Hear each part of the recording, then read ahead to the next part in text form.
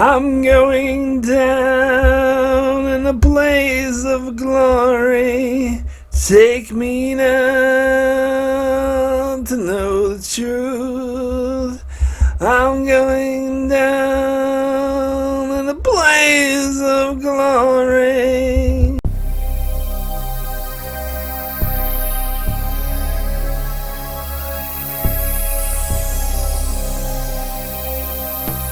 Hello and welcome to Enchantment of Eternity's review for Blaze of Glory, which is episode 23 of season 5 of Star Trek Deep Space Nine. This video is a part of a series of videos where I review every episode of Star Trek Deep Space Nine, one episode at a time. In this particular video, I cover the 5th season episode Blaze of Glory.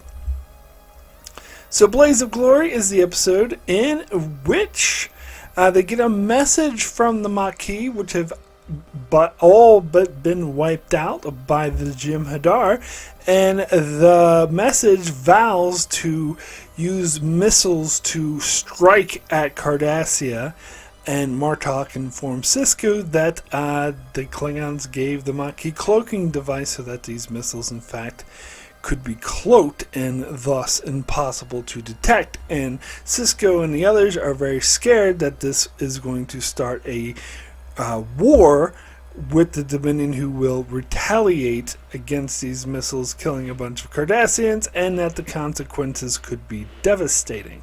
So Sisko vows to go on a mission to stop the missiles, and in order to do so he needs the help of Michael Eddington, who is currently in prison, and Sisko offers him leniency. However, Eddington doesn't care because most of his Maquis friends are dead, and so Sisko has to force him to go against his will, and eventually Eddington does agree to help Sisko find the missiles.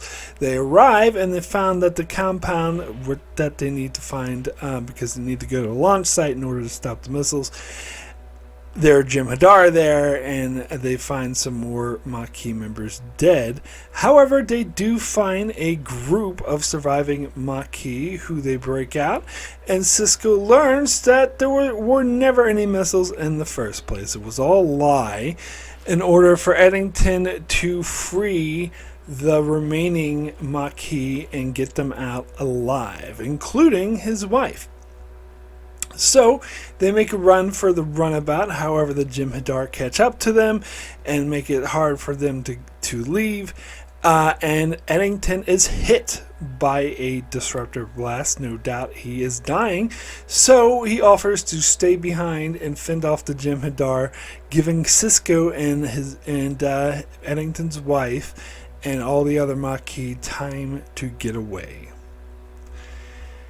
So I'm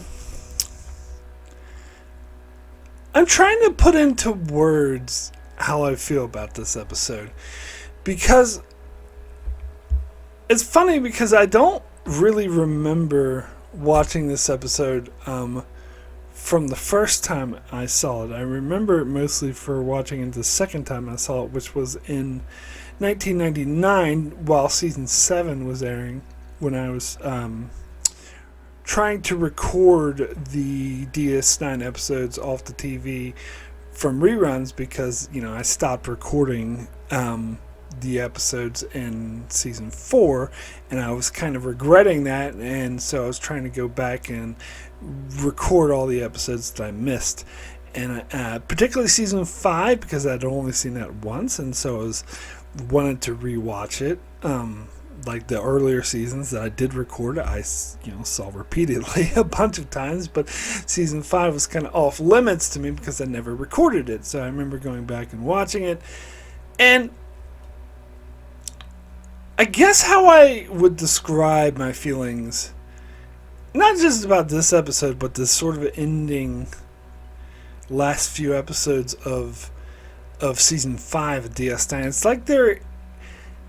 It's like an end of an era, I would say. That's what it feels like to me. It feels like the season 4 and 5 era is coming to a close. Now, it seems like season 5, like, did not really... I don't think season 5 has a true identity the way that other seasons do. 1, 2, 3, and 4 have a specific kind of identity or energy or what it's about. Where season 5 seems kind of, they were confused about like what, or they changed their mind really about what the season would be about. It's like, and they were, I think mid-season, even though some of these episodes were good, I feel like they were kind of putting out a lot of like filler and kind of like idling because they weren't sure where to take the show. And then when they decided to focus on Dominion War, like they did a two-parter, but then they idled some more.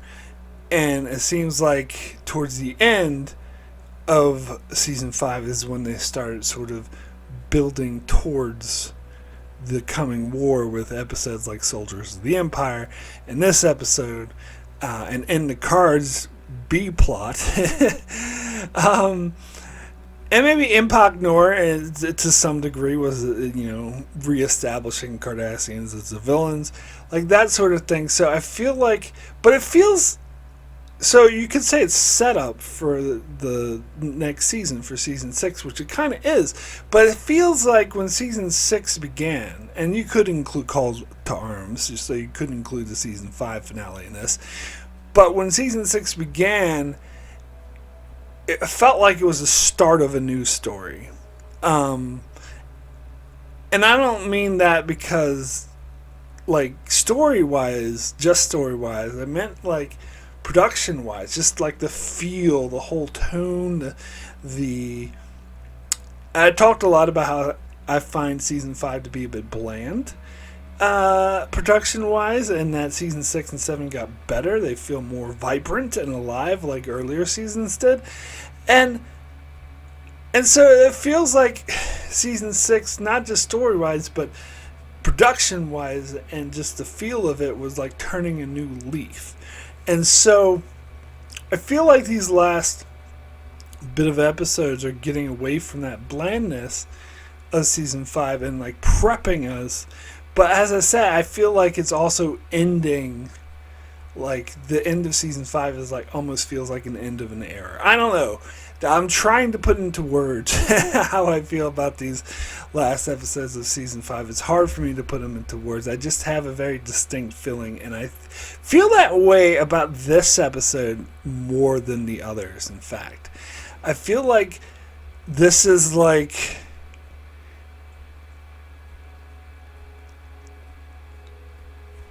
again, it's hard for me to articulate this, but I feel like it's like obligatory wrapping up of the old guard, or winding down this whole season 5 feel and getting ready for a new feel, totally new tone for the show next season.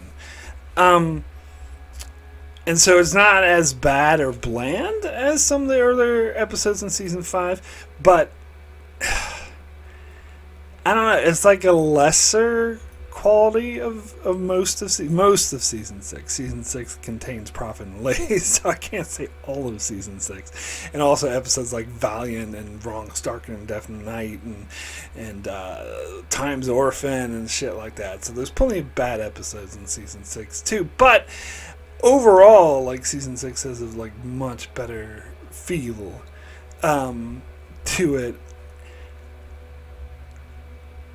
And I was reading, like, behind-the-scenes stuff on Memory Alpha, and it was saying that Ira Steven Behr, his intention is, like, we need to close off a storyline because they have too many storylines going into the next season and they need to focus more. And it seems particularly wanted to focus on, of course, the incoming Dominion War with Dominion and the Cardassians, and that should be where the focus is. And so they decided to close off the Maquis, Michael Eddington storyline.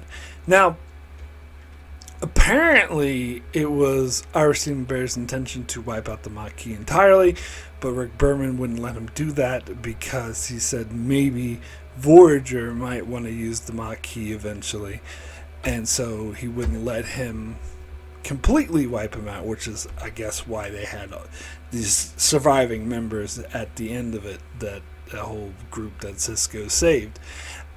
But Ira Steven Behr said that as far as Deep Space Nine was concerned, Maquis were done, over with. Capito. And that is actually true to a degree, because even though there were some people who survived who presumably got sent to a Federation prison, they never actually made this very clear, because Eddington was like, oh, you're not good taking them to prison, that's for sure.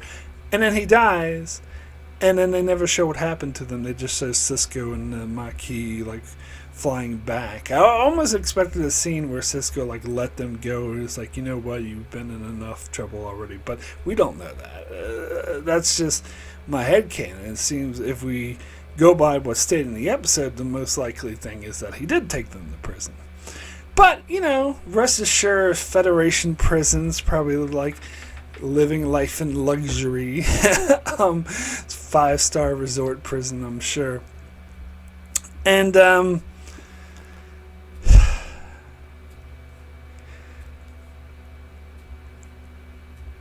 yeah, so the Maquis, even though there's few people survived, it is effectively wiped out, because as an organization, as a power, they're finito, gone. And it's funny because the whole Voyager thing is, and at this stage, like, there was still thought of maybe having Voyager return to the Alpha Quadrant before the show ended, and during the last couple seasons in the Alpha Quadrant. And if you watch my video on how Voyager should have ended, or how I would have wrote Voyager, I think was the video actually, I think that's exactly what they should have done. I think at the end of Season 5, they should have ended Season 5 with the episode Timeless, made that the season finale, and have them actually return home so that Season 6 and 7, they were in the Alpha Quadrant. I think that would have been much better. But as they did, like as soon as like the microsecond that Voyager returned home, the show ended. No epilogue for you, no reuniting with the Maquis, nothing. That's what they went with. So this whole thing with Berman keeping the Maquis alive was unnecessary, because Voyager didn't give a shit about them anyway. Although this whole thing about the Maquis being wiped out will of course come up in a Season 4 episode of Voyager when Chakotay and B'Elanna learn about this, which is interesting. And so I don't think the Voyager writers had a choice in that. They were like, well, you have to acknowledge Deep Space Nine is taking place in our same shared universe, so we have to acknowledge this, and we could actually turn it into a good character story, which they did. I'll give them credit for it when I cover that episode. But again, I try to... My big complaint about the Maquis and Michael Eddington are pretty much the same thing, but applying to each differently. And that's that I don't think they were fleshed out enough and well established enough. Like, so the Maquis, I talked about this before in previous episode. I think in Season 2 and 3 you got a strong sense of who they were, what their mission goal was, what they were up to, what the politics involved were, but I think they barely appeared. Like, their only appearance in Season 4 was for the calls. And in Season 5, the only other appearance other than this one was for the uniform.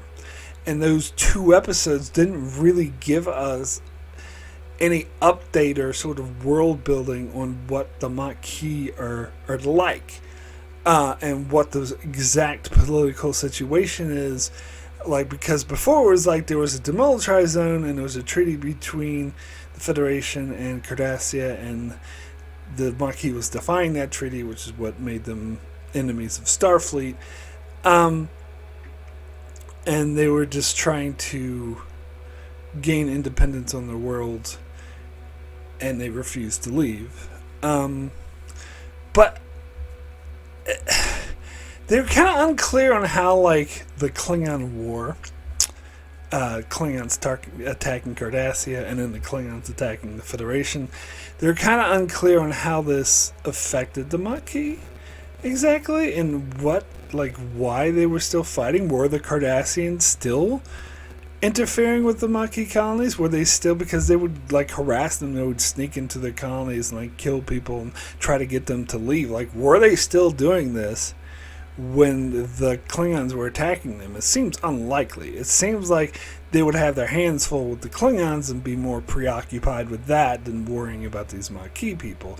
And so how did the Maquis respond to that? Did that embolden them to go out and take more territory, or why didn't they just win the war or whatever and declare themselves independent? And did they team up with the Klingons? Because, you know, they're both fighting the Cardassians. So this episode answers some of that. Like, it answers that the Klingons did indeed help the Maquis. And it answers that Michael Eddington, he goes on a tirade about how, oh, you know, we were winning, we're going to declare ourselves independent. So that clues me in a little bit as to what the Maquis were up to and what their current status was. But they tell us after the Maquis have already been wiped out. So this is information that I wanted to have before the Maquis were wiped out, and they should have been updating and doing more. So I get, like, throughout season 4 and 5, so I get the impression that even before this episode that Ira Stephen Bear was kind of done with the Maquis. He didn't really care too much about them, and would just throw them in like once in season 4 and then once in season 5, and then he was finally like, yeah, let's just get rid of them. He didn't do, like, the writers of Deep Space Nine, I think overall were not interested in them. And they were only created in the first place as a sort of command by Rick Berman and Jerry Taylor, who wanted to create them in order to set up Voyager, which is funny because they barely utilized them in Voyager, and I talked about this before. So it feels like they were never Ira Stephen Bear's idea in the first place, and he was never really that interested in them. Although the first two-parter, the Maquis, did sort of, he used that to espouse his anti-Federation feelings, which I'm very much against.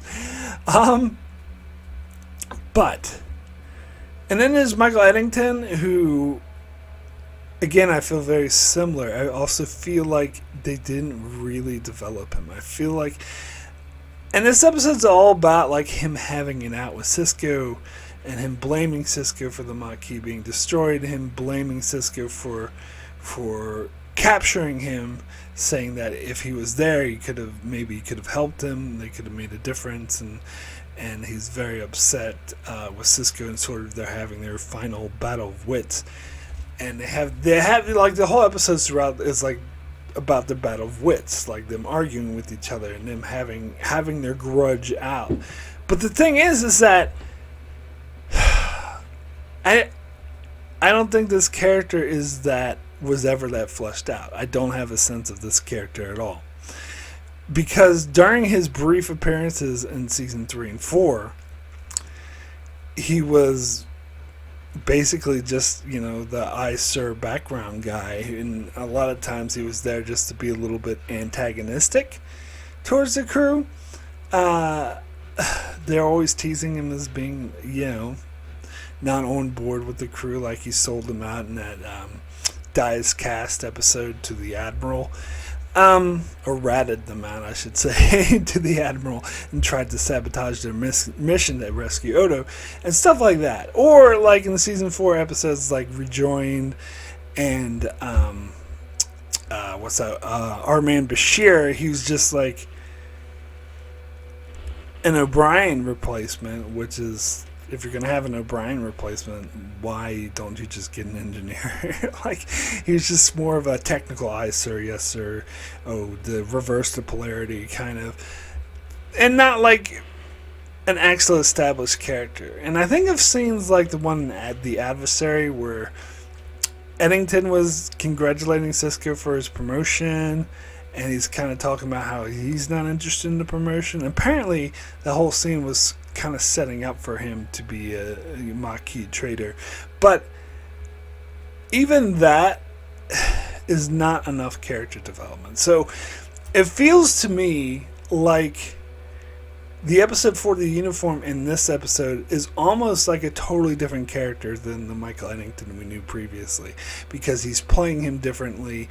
He has a different disposition, like his whole performance, his whole dynamic with Sisko. Now, logically, I know the reason for this, and it does make sense, is that when he was in Starfleet, he was pretending in order to sort of infiltrate Starfleet. He was pretending not to be part of the Maquis, and so he was undercover. So he was presenting a front, a facade of being this, loyal Starfleet officer, and hiding who he truly was. And then after, of course, he left for the Maquis, we got to see who he truly was. And so that's logical and that makes sense. But the problem is they never establish either characteristic enough for it to feel natural, to it to feel like a natural transition, or it to feel like this is who he really was. And I was just thinking about this. And I mentioned this in For the Uniform as well, how I said like there needed to be several episodes between For the Cause and For the Uniform in order to get me to care about Michael Eddington and what happens to him. That's what I mentioned in that episode, that I wasn't really that invested in Sisko's quest to arrest Michael Eddington, because they didn't really develop him, or the Maquis for that matter, enough between those two episodes. And all this, apparently there's this huge chase and cat and mouse game happening entirely off screen, and that's alienating. That doesn't help develop them at all. It's the opposite of that. And so when I think about it, like, there should have been more episodes with Michael Eddington. I was thinking about it today, and I feel like the episode that would have really, really helped is if they had an episode where we saw past events from season 3 and 4 from Michael Eddington's perspective, where he was actually working with the Maquis, and we could see if they did flashbacks, maybe an entire episode of flashbacks, or they could just have an episode with the main storyline of Sisko chasing after Eddington, but then they would have it would be intercut with flashbacks, the same way that Lost did it. Or if you want a more D-Space9 example, the way Ties of Blood and Water just did it with having Kira's flashbacks. You can intersperse it with the flashbacks of Michael Eddington being on D-Space9, being a security officer, but also working with the Maquis, and how he would do sly little things, the Maquis, and also maybe him having conversations with, other people, and maybe show the point that he got turned into a Maquis, and show the duality, and maybe point out exactly how he's lying and manipulating the D-Space9 crew. I think an episode like that would have went a very, very long way to get me invested and interested. And if they had done episodes like that before this one, I would have found this episode way more interesting. And also, they just out of nowhere introduce a wife. Come on. That is definitely something you need to establish beforehand. And also, it seems kind of pointless. It doesn't seem like there's any point other than there's someone to mourn him after he dies. It seems like that's the only purpose that she serves in this episode. And you could have very well just had a friend or whatever. And it seemed like that definitely needed to be built up to more. At the moment, the way it plays out in the actual show, it just feels pointless. It feels inconsequential.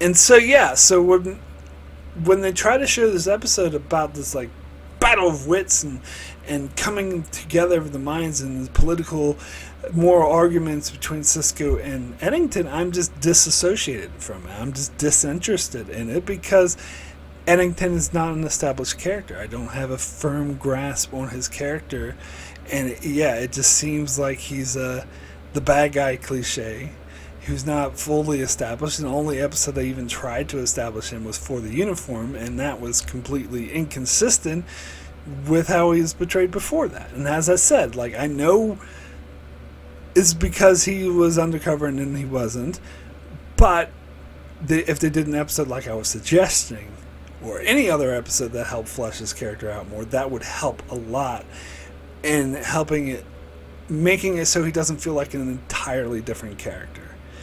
And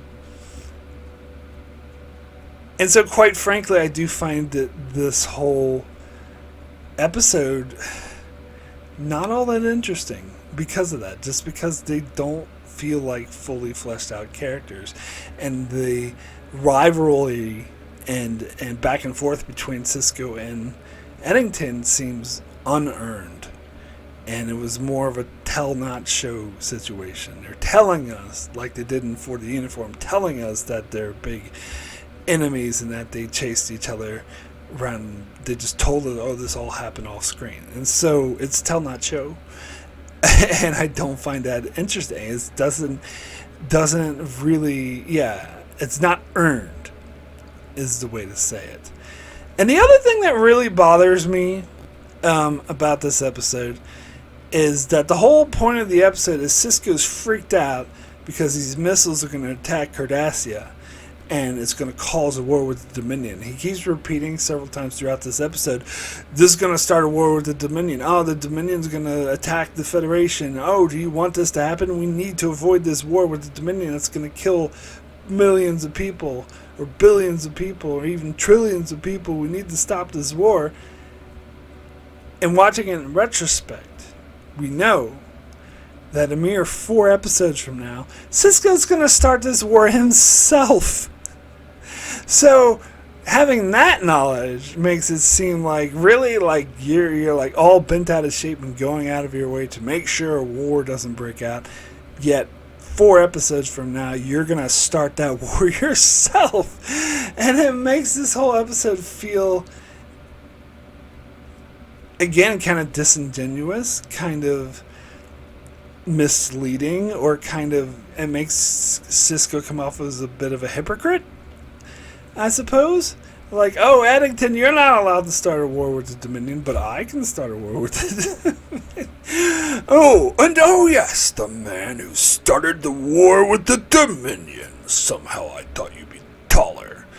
Anyway, so yeah, that puts that, you gotta be honest, puts a huge damper on this episode. Now, all that being said, the episode's fine. Like, I don't think it's bad. It is interesting enough. It is sort of, Avery Brooks does a good job, and so does what's his face who plays Michael Eddington. He also does a good job. And they do a good job in selling the tension of the moment, the stakes, even though the future knowledge I have kind of undermines that, but still the stakes of trying to stop this devastating war and then finding the Jem'Hadar everywhere. And also the other thing I think this episode does a good job with is just showing the devastation of the Maquis being wiped out. Because the only time they mentioned it prior to this episode was just a simple line in the episode By Inferno's Light, where Dukat says that he's going to exterminate or eliminate the Maquis from Cardassia space. And so that's just an abstract feeling. Here we get, it's more real, it's more tangible, that they're like wiping out and killing all of the entirety of the Maquis. And yeah, you do get the sense of tragedy, especially when Michael Eddington, like when he sees all the dead Maquis in the colony, he starts freaking out.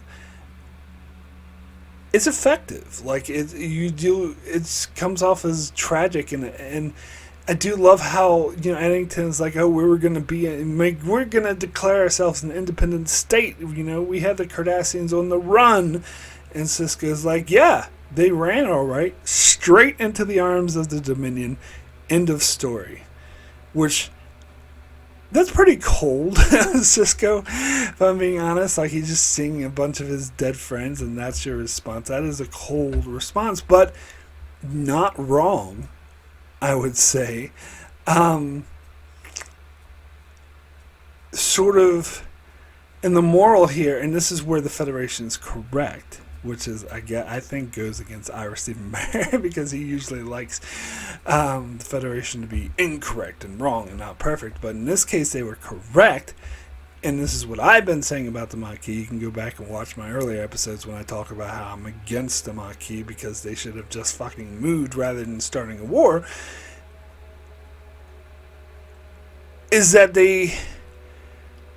Not that they deserve to be wiped out like this, but that they're kind of responsible for this consequence because they didn't seek a diplomatic solution, which they could have. And that's what Sisko brings that up, too, is like, you could have sought a diplomatic solution before it got out of hand. And because they're like, no, we're going to, fight off the Cardassians, and it was winning, and it was working for a time, but it led to Cardassians, the fact they were being weakened by both the Klingons and the Maquis led to them joining the Dominion, who is much more, of course, more powerful and fierce and capable of wiping them out like that. So they drove them into the arms of the enemy. And that had they simply relocated with infinite resources, unlimited resources the Federation could have given them, they could have made a new life anywhere. But instead, they were being selfish and not giving a shit about starting a war between Starfleet and the Cardassians, which, one could argue that this was coming anyway, but one could also argue that they helped drive it in that direction. And the Klingons, too. But don't get me started on the whole Klingons invading Cardassia. You could tell that was stupid from the very beginning. That both of these things helped drive Cardassia. And this is what I talked about. And again, maybe it would have been better if the show delved more into this. But how the whole Dukat joining the Cardassia, joining the Dominion, was a very Hitler-esque analogy of how, because Germany was being so economically weakened and was so in such a weakened state after World War I, that led this hateful person to take advantage of the country and turn it into a vile dictatorship and take it over. And so, and I talked before, and this is partly headcanon, but I believe that Dukat initiated a coup to overthrow the current Cardassian government with the Dominion's help, but you get the impression that they had a lot of public support because of how weakened, and again, this is where the Hitler analogy comes in, how weakened Cardassia was, how they were being destroyed by the Klingons and the Maquis, and how this helped drive them, this helped a leader like Dukat rise. And at any time, the Maquis could have sought a diplomatic solution to this. In fact, as I keep saying, they should have just left and went to different colonies immediately instead of starting a war in the first place. And so I do think they are partially to blame for this. And so, but it's not something like, I wouldn't go as far to say they deserve it, but I would say that they are in part responsible for it. And so it is interesting and it's tragic, as I said, to see this end of the Maquis. And I am grateful to the show for showing us this and actually tying up this storyline rather than just, because as I said, so up to this point they seem to be not developing or touching in with the Maquis at all. And so I wouldn't put it past the show to simply say, oh yeah, they all got wiped out. Oh, Michael Eddington, yeah, he got killed or whatever. He's still in prison or whatever. They all just got wiped out off screen. And so I do appreciate that they took an episode to sort of delve into this and sort of delve into the tragedy of it. I think it is what the storyline deserved. And of course, this will be touched on, as I mentioned, again in Voyager in Season 4 and 5, which delve a bit deeper. Although the whole thing with Blonde Taurus in Season 5 is unearned, but I'll get to that when I get to that. I do like how it was handled in the episode Hunters, though. And the whole bullshit in Season 7 with this guy trying to revive the Maquis in the Delta Quadrant. Why? It doesn't make any sense. But yeah, God, that episode's so terrible. But as I said, I'll get to that when I get to that. So, and it was a tragic death for Michael Eddington, and you do kind of feel for him. Especially, I think it was a effective way for him to go out, where he was like pretending to be talking to other people and trying to scare the Jem'Hadar, but instead he just gets shot. But he buys his people enough time to escape with their lives. And the one nitpick I have about that, though, is when Rebecca, Eddington's wife, tries to go back for him, Sisko holds her back and says he's not coming. And what I thought was, wouldn't she think that Sisko killed him? Because they sort of implying that they were going to have it out. Wouldn't she not trust them? And why wouldn't she take out her phaser and kill Sisko at this stage and just steal the runabout? But because it seems like Sisko should have elaborated more on he's not coming. The fact that he got shot and he's giving us time to leave, he's sacrificing himself in order to save your lives to take advantage of. I think we should have gotten that explanation. Now, you could argue that maybe she would think he's lying, but I think that would have actually sold it better, at least for me, rather than the quick, oh, he's not coming back. Because without elaborating, it feels like the conclusion she would jump to is, you killed him. Again, that is just a nitpick. And again, I wish that they showed what happened to her in the Maquis. Even if it was them going to prison, maybe showed them going to a resort prison or whatever. I don't know. To just leave it empty like that and end the episode with Sisko talking to Dax, and Dax saying, oh, he went out in a blaze of glory like he always wanted to, or whatever. What a romantic way to die, or whatever. Which, to a degree, is true. But do we need characters on screen explaining this to us? I don't think so, because we just saw it with our own eyes. I don't think we need Dax lamenting about it. I would have rather seen what actually happened to the surviving Maquis, or get some talk about that, maybe. But yeah. but as I said, I did find that a tragic ending to the Maquis, and even though he was underdeveloped, it was a good, appropriate tragic ending for Michael Eddington as well. Now there's the B plot with Nog. I felt like the tone of this is kind of chafing with the tone of the main plot, where Nog is complaining about Klingons showing him no respect. It's kind of a goofy storyline.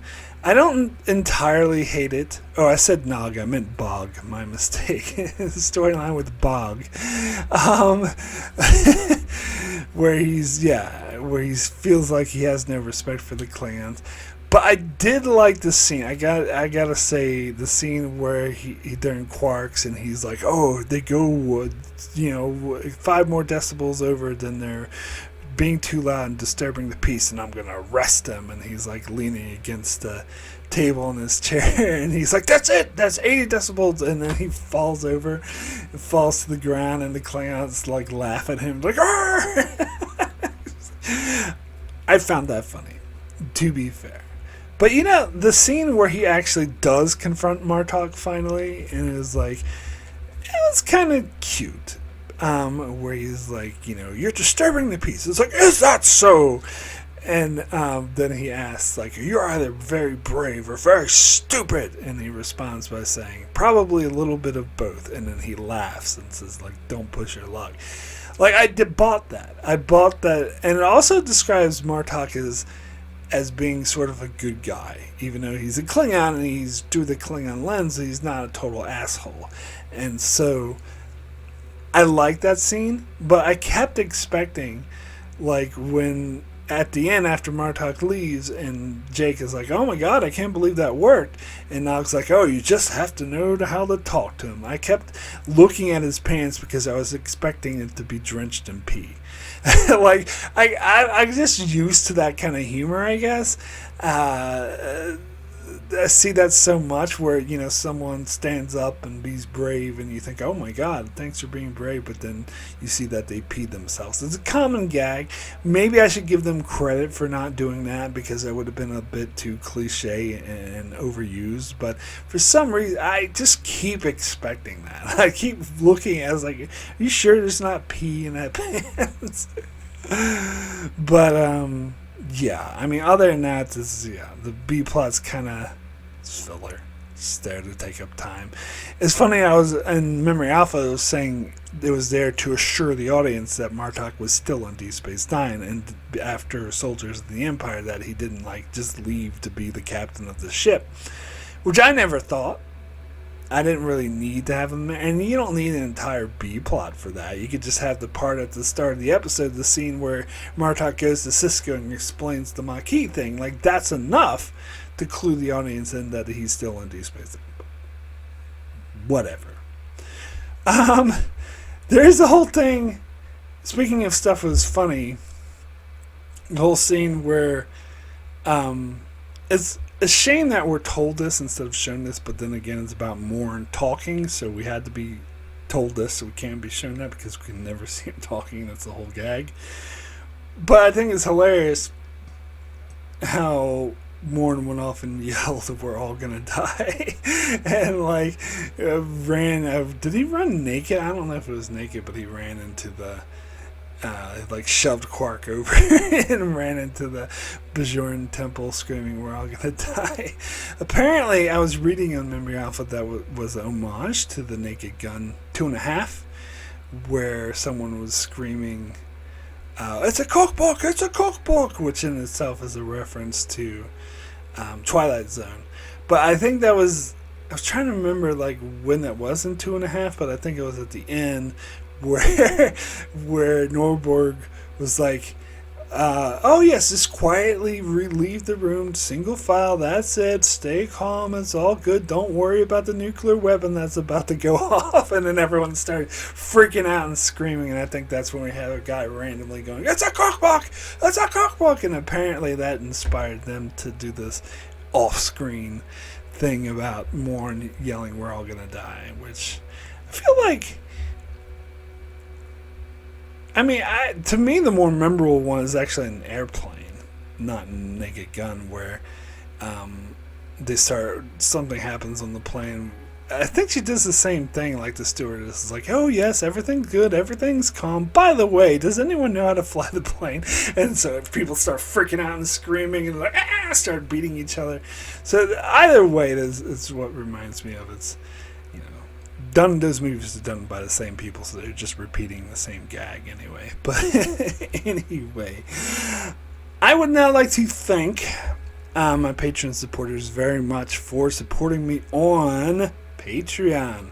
It's very much appreciated. It does help me continue with the channel. I like to give a big, huge, gigantic special thanks to Brandon Neil Howells, Antarius, Jordan Johnson, and Tyler Cease. Thank you all so very, very much for your strong support. And I'd also like to give a shout out to Benjamin Mead, Francisco, Chuck Hooks, Kyrie091, Anthony D. Benedictus, Ricky, Manny Jester, Alessandro Miguelasio, Norman Buchwald, Stephen Kennedy, Britton Berg, and Allison Fordyce. Thank you all so very, very much for your support. So we do have a couple of Facebook comments. As I said, if you want to jump on my Facebook or Blue Sky page, you can make a shorter comment, 50 words or less, which I'll read in my reviews. So first comment on Facebook says, I think it would have been neat to do what Voyager didn't. Get the Maquis to fight the Dominion in exchange for pardons. Imagine Eddington at those war meetings with the Klingons and Romulans. I mean, I don't think the Maquis are strong enough to make any difference. I mean, I suppose they could. There was in the novels, or one of the novels, there were actually several different versions of what happened to Ensign Ro.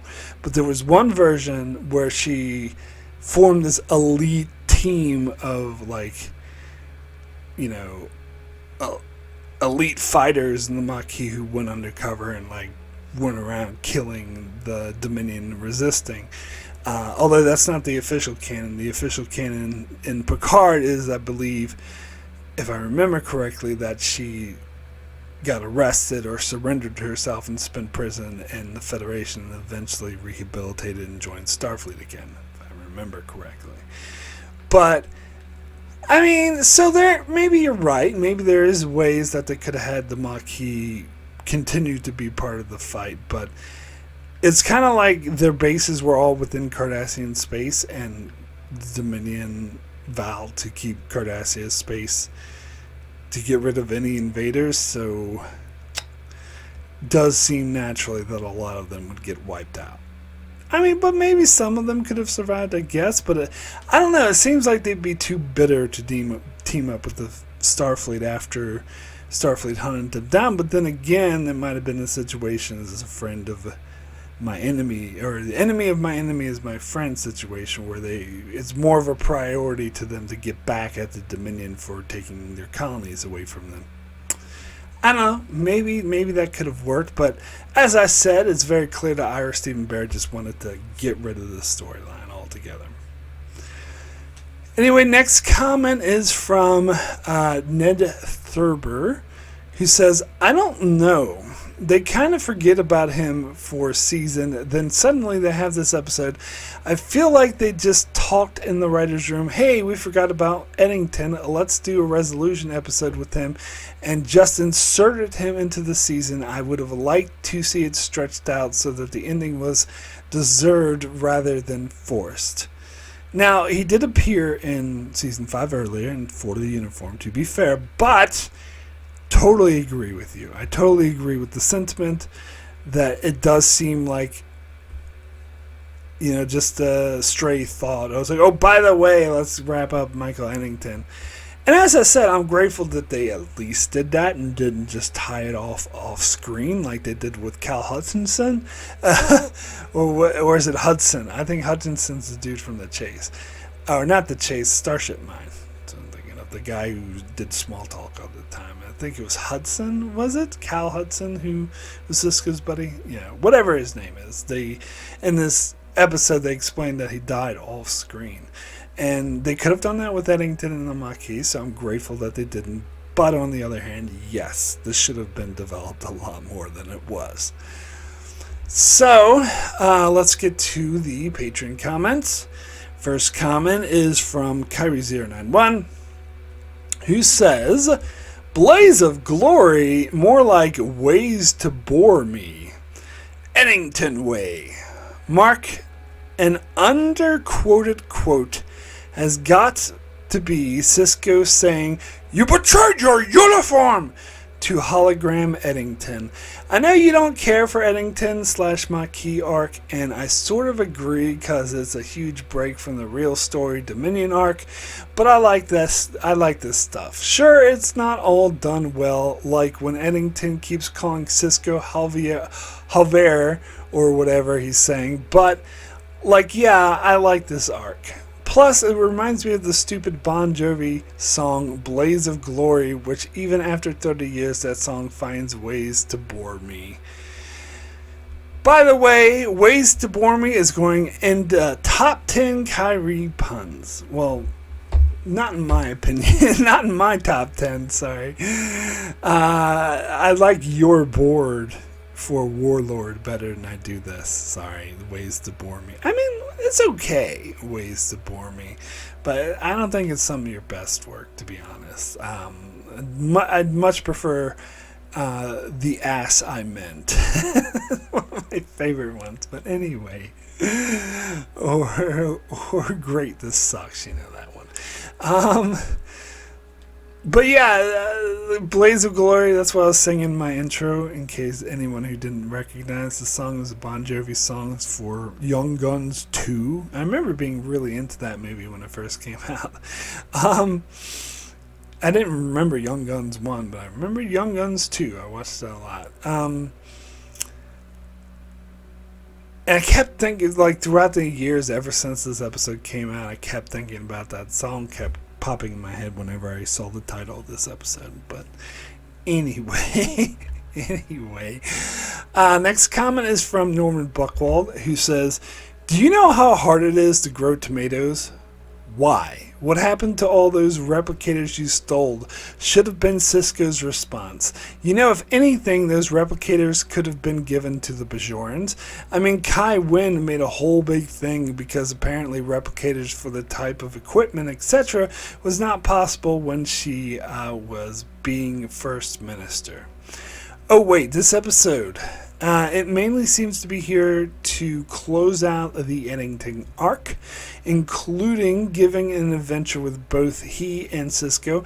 I get that, but unlike, say, Waltz with Ducat, I don't know if anything was finally cleared or reckoned. Just that he had a secret wife and some remaining rare Maquis to rescue that even Eddington could not admit to Sisko for the longest time. For why? I don't know. 6 tomatoes that are hard to grow out of 10. Well, I will say, in the episode itself, it did kind of explain why they grew tomatoes, because Eddington implies that the replicators are artificial and kind of like disgusting. It's just recentered protein. So he's implying that he doesn't like replicated food, and that homegrown, actual grown food is what tastes great.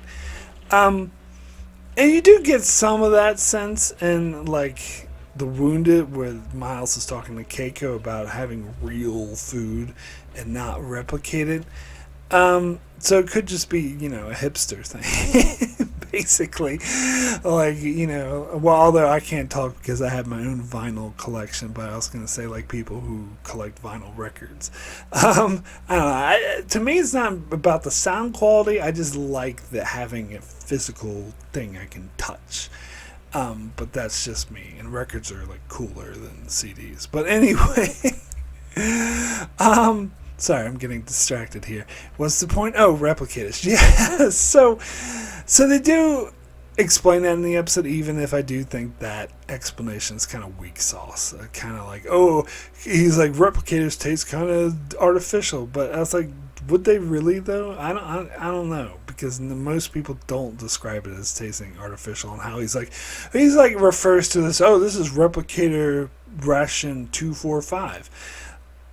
Trying to sort of retcon it so there's only like a specific menu, which is bullshit. Replicators can replicate anything. Now, maybe there's a specific menu to choose from for people who are like unimaginative and can't think of anything, but it can make literally anything you want it to. All you got to do is speak it into it. But I mean, I can imagine a situation where actual grown organic vegetables would taste better. I hate tomatoes. I'm one of those people who don't like tomatoes, though, so I'm not convinced by this. Although I do like fried tomatoes. Like, I like tomato sauce. I like ketchup. I like pizza sauce, that kind of thing. But a fresh tomato, especially if you put it on my burger, gross. Can't deal with it. Tomato is the one sort of, I was going to say vegetable, but it's a fruit, that actually is more nutritious after you cook it. Most vegetables are the other way around, which makes sense to me because it's gross when you don't cook it. But anyway, That's just my humble opinion. Look, I saw memes trying to make fun of people like me. It's like people being like, ooh, gross tomatoes, but then they're eating tomato sauce and pizza sauce, and look at how hypocritical. No, they're not hypocrite.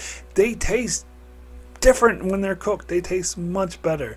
Like, I love sun-dried tomatoes that have been, like, you know, have vinegar in them and whatever. Like, those are good. But fresh tomatoes, ugh. Anyways, getting off on a tangent about tomatoes. Anyway, next comment is from Benjamin Mead, who says, it's a funny coincidence that I actually watched the Voyager episode Hunters last night, the night before typing this comment, where Chakotay gets news that the Maquis are wiped out. As far as Eddington goes, I don't much care for the character after For the Cause, or maybe it's Sisko pursuing him I don't like, but I do really like this ending for the Maquis. They chased the Cardassians right into the arms of the Dominion and sealed their own doom. I agree.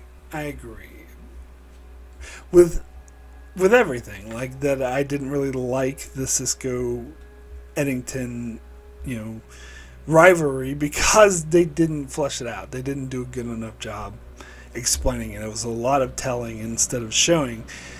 And I also agreed that I liked the end of the Maquis, how they chased, the Cardassians straight into the arms of the Dominion. Like, it was a very tragic ending. So I agree on all fronts. Anyway, next comment is from Stephen Kennedy, who says, I only review episodes I like now. However, I didn't watch this episode because I was either too busy with things or a lazy prick. You may only choose one option. So my rating is 8. It's a good ending to the traitor Michael Eddington out of 10. Adjusted comment deleted as Mark didn't approve of what I said about Ro the bitch Laren. Just to be clear, I did not delete or adjust Stephen Kennedy's comment. He just wrote that in himself, trying to blame me for stuff I didn't do. And look, you're wrong about Ro Laren. I know that, but you're allowed to be wrong about Ro Laren. If you want to write some comments that are wrong about her, you are free to do so, and I will read them in my videos, but then after I read them, I will point out how wrong they are. So but I will respect your wishes. I know everyone's got different opinions. I mean, to be fair, you insulting Ro Laren is not as bad as someone else defending Vic Fontaine. That doesn't annoy me nearly as much. Someone who defends Vic Fontaine and tries to say he's a great character, that really irritates me. But yeah. Anywho, thank you, patrons, so much for your comments. So my rating for Blaze of Glory out of 10 is going to be a 7. Very good. It's funny, at one stage I was like, I should give this episode a 6, because it's not really, I have all these issues with how they underplayed the Maquis and Eddington, but then I was thinking, I should give this episode an 8, because it's a really powerful, tragic ending. But then I was like, go in the middle. 7 makes more sense. That it's because it has those flaws. The main flaw is I'm not feeling the Sisko Eddington rivalry. I'm not feeling Eddington as a character. I don't think he's fleshed out enough. I don't think you established him enough. I think you had too much telling and not showing, especially as the Maquis is concerned. But I appreciate that they did address the end of the Maquis, and I think this was a very tragic way to do it. And there was some of the interactions with Sisko and Eddington, even if it wasn't, established enough, I still appreciate some of that interactions, and it was an exciting enough episode, so I will give it a 7 out of 10. So that's it for my review of Blaze of Glory. If you enjoyed this video, please be sure to help out the channel by leaving a like, writing a comment, subscribing, that sort of thing that helps me out with the YouTube gods. algorithms or whatever. And if you really enjoy my channel and you want to really support it, you could do so by supporting me on Patreon. There's a link to that in the description below. I have different rewards for different tiers, such as you can request a video for me to do, I got pre-releases, and I have a series of patron-only videos where I revisit my reviews that I've already made on this channel. So, yeah, you can check that out if you're so inclined to do so. So, let's see what's coming up on the old channel here. Tomorrow, Thursday, will be my review of the latest episode of Starfleet Academy, Season 1, Episode 8. Saturday, I'll be over on Patreon doing one of those aforementioned patron-only videos where I revisit my review for Worst Case Scenario. And then on Monday, sticking on Patreon with another revisited, this time for the DS9 episode, Impact Nor. And then next Wednesday, guess what? Still on Patreon for yet another revisiting my review for Scorpion Parts 1 and 2. So that's what's coming up on my channel. Be sure to check me out as I continue to cover Star Trek Deep Space Nine and Star Trek Voyager and many other videos on Star Trek and other shows as well. So be sure to subscribe so you can keep up with all of that. And thanks a lot for watching.